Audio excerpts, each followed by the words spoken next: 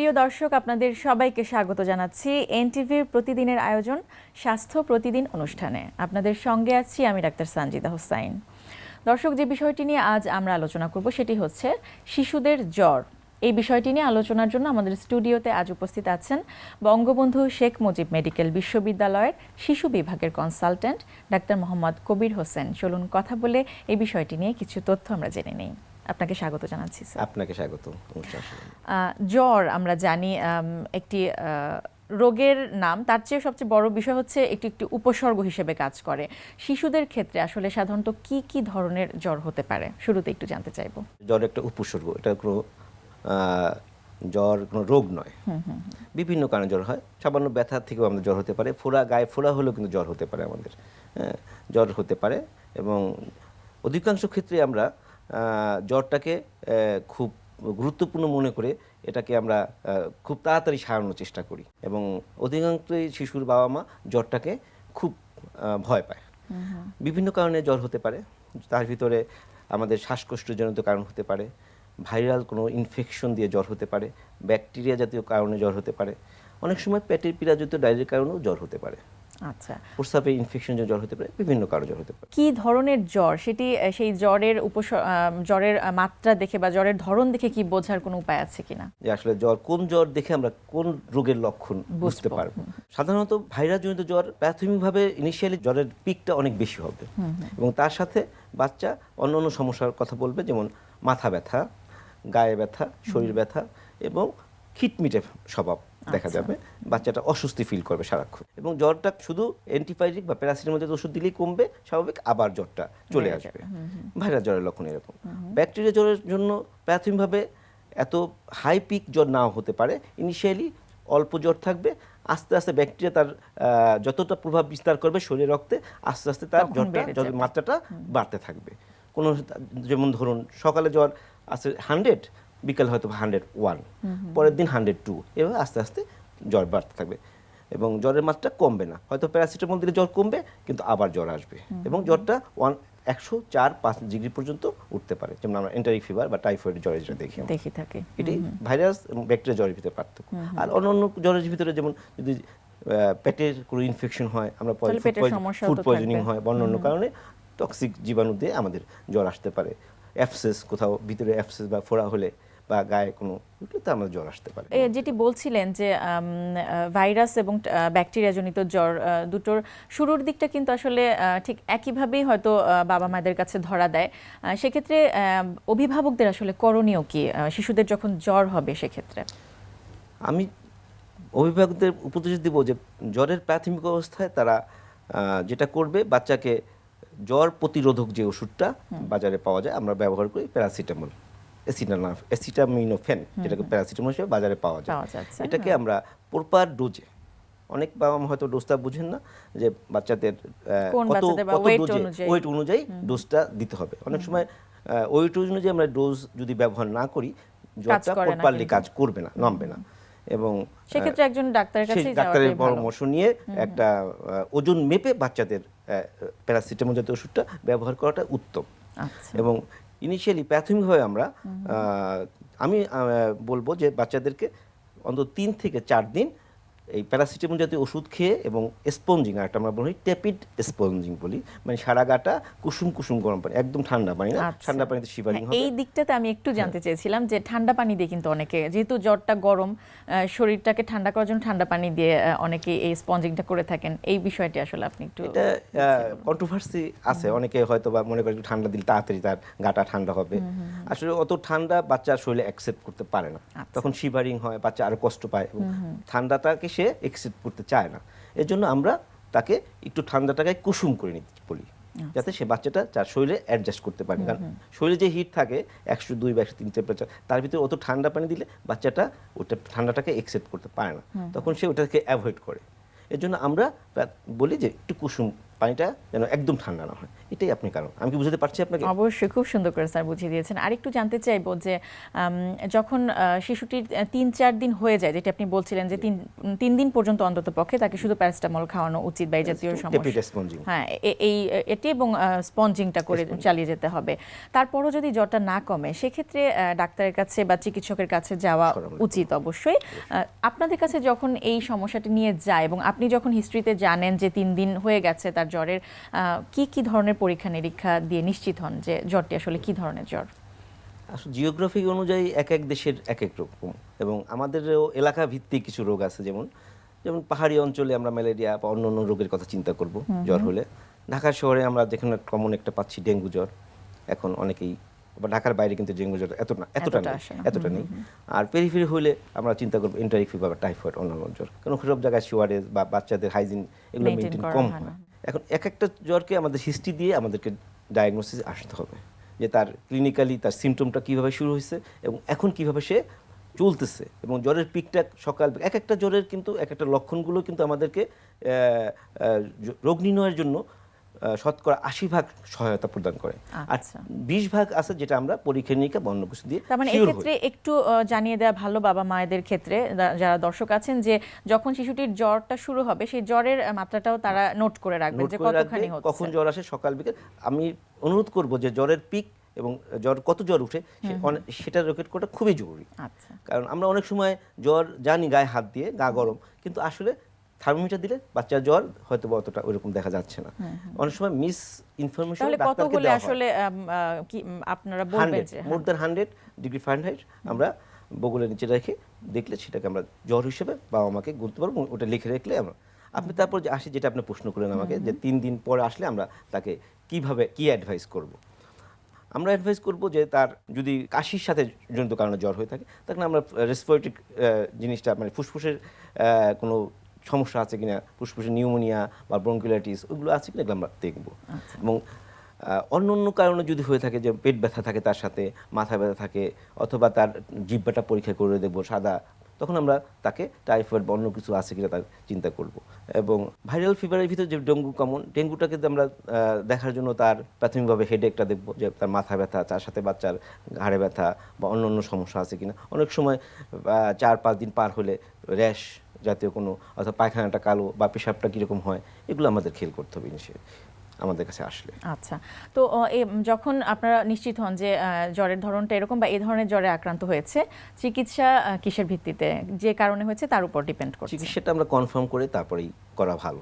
ডেঙ্গুর জন্য এখন অনেক ধরনের পরীক্ষা আছে, আমরা কিন্তু দেখে থাকি। একটু জানতে চাই, বেশিরভাগ ক্ষেত্রে যেটি হচ্ছে যে একদিন যেতে না যেতেই বাবা মায়েরা ডাক্তারের কাছে নিয়ে আসেন, এবং অ্যান্টিবায়োটিকটা যদি দেয়া না হয় বোধহয় সন্তুষ্ট হতে পারেন না শিশুর ক্ষেত্রে আর কি। তো এই ব্যাপারে আপনি আসলে কি বলবেন? এটা আমার পার্সোনাল, আমি ঢাকাও প্র্যাকটিস করি, আমি ঢাকার বাইরেও আমি গ্রামেও রোগী দেখি আমার এলাকায়, জেলা শহরে, সেখানেও আসলে এটা কমন একটা প্রবলেম, কমন একটা সমস্যা, যে বাবা মা এবং আমাদের দেশে ডাক্তাররাও প্রভাবিত হয় বাবা মার, মানে পেশেন্টের দ্বারা, যে অ্যান্টিবায়োটিক প্রয়োগের ক্ষেত্রে। তারা একবার দুইবার গিয়ে তারপর ডাক্তার কাছে জানি না, ওনার কাছে গিয়ে লাভ নেই, উনি ওষুধ দেন না, অথবা ডাক্তারকে বায়াস করে যে আমার বাচ্চার জ্বর কমতেছে না, আপনি এমন কিছু করেন যাতে আমার বাচ্চার জ্বর আজকে বা 2-1 দিনের মধ্যে কমে যায়। আসলে বাবা মা তো একটু থাকবেই, কিন্তু আমরা যারা চিকিৎসক আছি বা আমরা যারা বুঝি, আমাদেরকে রোগীর সহানুভূতি কাজে দিতে হবে, কিন্তু তার সাথে তার চিকিৎসার ব্যাপারে কিন্তু রোগীর সাথে আপোষ করা যাবে না। অবশ্যই না। তার যে রোগ সেই চিকিৎসা আমাদের করতে হবে। যদি ওখানে অ্যান্টিবায়োটিকের প্রয়োজন হয়, আমাদের অ্যান্টিবায়োটিক দিতে হবে।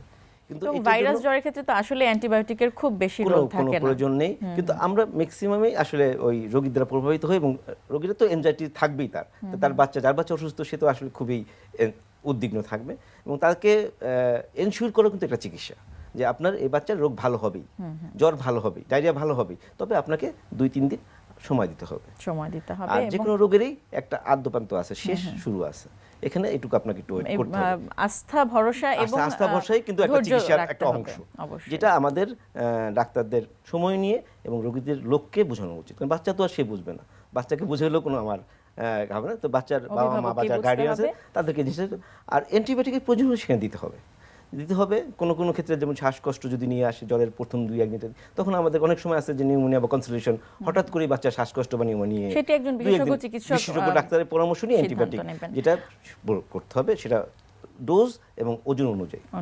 অনেক অনেক ধন্যবাদ স্যার, আপনাকে অনেক গুরুত্বপূর্ণ কিছু তথ্য এই বিষয়টি নিয়ে দিলেন। আপনাকে ধন্যবাদ আমাকে স্টুডিওতে আমন্ত্রণ জন্য। প্রিয় দর্শক, আমরা শুনছিলাম শিশুদের জ্বর হলে কি করবেন সেই বিষয়টি নিয়ে বেশ কিছু গুরুত্বপূর্ণ তথ্য। আশা করছি যে পরামর্শগুলো আমাদের আজকের অতিথি আমাদের দিয়েছেন সেগুলো আপনারা যারা অভিভাবক আছেন, শিশুদের বাবা মা আছেন, তাদের সবার অত্যন্ত উপকারে এসেছে। আজকে আমরা যে মুভমেন্টটা দেখাবো সেটা আমরা ফোকাস করবো হচ্ছে শোল্ডার মাসলে। এই জিনিসটা আমরা করছি, এটা হচ্ছে খুবই একটা ওল্ড স্কুল প্রোগ্রাম। এটা আগে বডি বিল্ডাররা করতো, কিন্তু এখন খুব একটা করে না, কারণ এটা শুধুমাত্র যারা স্ট্রং ম্যান কম্পিটিশনে যাচ্ছে তাদের জন্য জিনিসটা করা। এটা ফোকাসটা হচ্ছে যতটুকু না ম্যাস বিল্ডিং, তার চেয়ে বেশি হচ্ছে স্ট্রেংথ বিল্ডিং। আমরা অনেকে দেখা যায় যে যারা যখন আমরা মিলিটারি প্রেস মারি, আমরা কিন্তু সবসময় বলি যে মিলিটারি প্রেসে সবসময় থাকতে হবে হেভি ওয়েট। এটাকে আমরা বলি যে হ্যাঁ ফর্মটা অবশ্যই থাকতে হবে, কিন্তু হেভি ওয়েট নিতে হবে। কিন্তু অনেক সময় দেখা যায় যে এই এক্সারসাইজটা করার সময় যদি হেভি ওয়েট নিতে হয়, সবচেয়ে বেশি ইনজুরি কিন্তু এই এক্সারসাইজের মাধ্যমেই হয়। রিজন হচ্ছে যখন তারা এই এক্সারসাইজটা করে তখন হেভি ওয়েট তুলতে গেলে, যখন ওয়েটটা তুলছে তখন তাদের পিছন দিকে একটু হেলে পড়তে হয়, কিন্তু স্পাইনের কিন্তু একটা লিমিটেশন আছে হেলার। তখন হয় কি এত বেশি তারা হয়ে যায়, হেলে পড়ে, যেহেতু মাসলগুলো স্ট্রং থাকে, তারা ওই মুহূর্তে তারা বুঝতে পারে না, কিন্তু স্পাইনের প্রচণ্ড একটা প্রেশার পড়ে ঠিক 3 থেকে 4 দিন পরেই দেখা যায় তাদের স্পাইনের হয়তো প্রোল্যাপস হয়, ডিজেনারেশন হয়, কোনো না কোনো ইনজুরি কিন্তু এক্সারসাইজের মাধ্যমে হয়। যাতে এই এক্সারসাইজের মাধ্যমে কোনো রকম ফার্দার কোনো ইনজুরি না হয়, যারা আগে ইনজুর অথবা যারা ইনজুর যাতে না হয়, এই জন্য যে জিনিসটা আমরা করবো, কিছু মুভমেন্ট দেখাবো। যদি মাঝে মাঝে এই মুভমেন্টটা তার এক্সারসাইজ করে, তাহলে যে জিনিসটা হবে শুধুমাত্র শোল্ডার এবং শোল্ডারের স্ট্যাবিলাইজার, স্পাইনের যে আশেপাশে যে মাসলগুলো থাকে up to back, lower back, প্রত্যেকটা মাসল খুব স্ট্রঙ্গার হবে। এতে যে জিনিসটা হবে পরবর্তীতে যখন আপনি স্ট্যান্ডিং অবস্থায় এক্সারসাইজটা করবেন, তখন ইনজুরির চান্সেসটা কমে যাবে। দ্য রিজন ইজ হেলে পড়ার যে একটা থাকে, একটা টেন্ডেন্সি থাকে, এই জিনিসটা কিন্তু কমে যাবে, কারণ আপনার স্ট্যাবিলাইজার মাসলের সাথে আপনার একটা কমিউনিকেশন হয়ে যাবে। এখন দেখুন যে কীভাবে আমরা এক্সারসাইজটা করছি।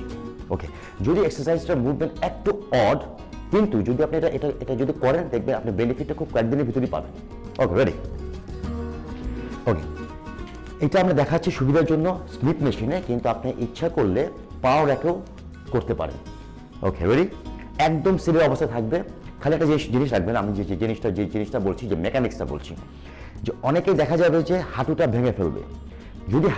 যদি আপনি ভেঙে ফেলেন, তাহলে কিন্তু সে একই জিনিস হবে, লোয়ার ব্যাকে গিয়ে পড়বে, প্রেশারটা পড়বে।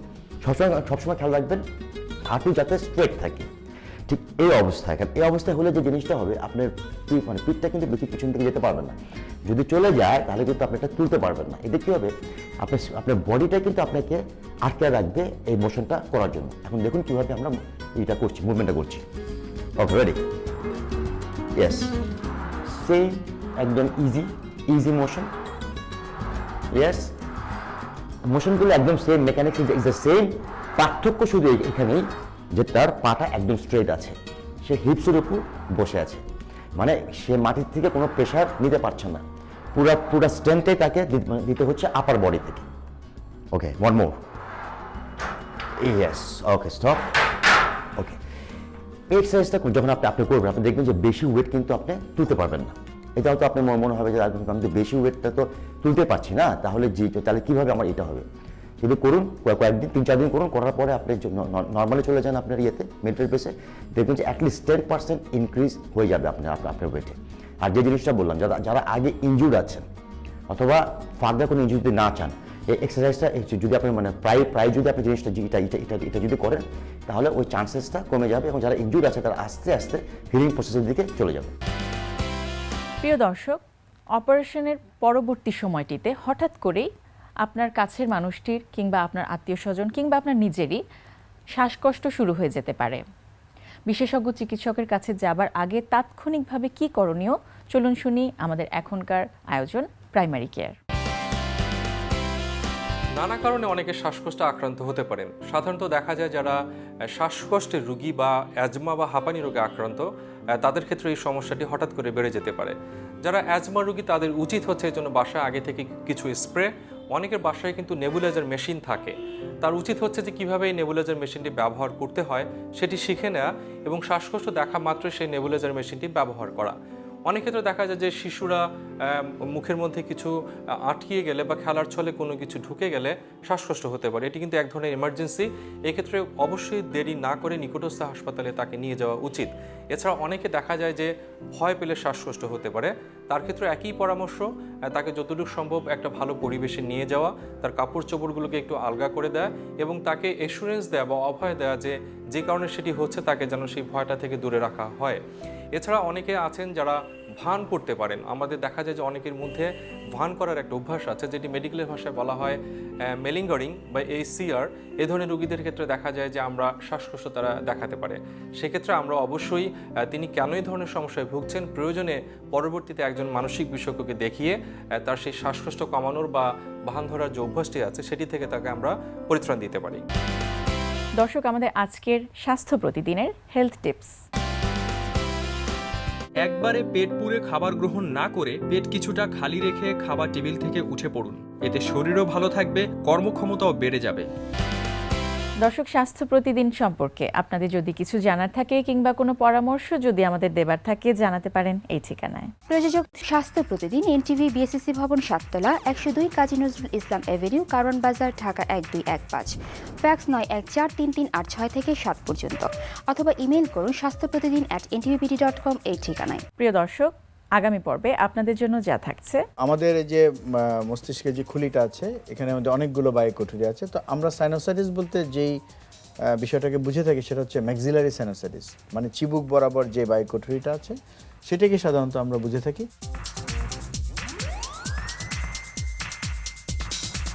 প্রিয় দর্শক, বিশ্বের যে কোনো প্রান্ত থেকে যে কোনো সময় এনটিভিতে সম্প্রচারিত সংবাদ ও অন্যান্য সকল অনুষ্ঠান উপভোগের জন্য ভিজিট করুন আমাদের পূর্ণাঙ্গ ওয়েব পোর্টাল www.ntvbt.com।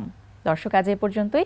আপনারা সবাই ভালো থাকুন, সুস্থ থাকুন। আগামীকাল আবারও দেখা হবে ঠিক একই সময় এনটিভি পর্দায়।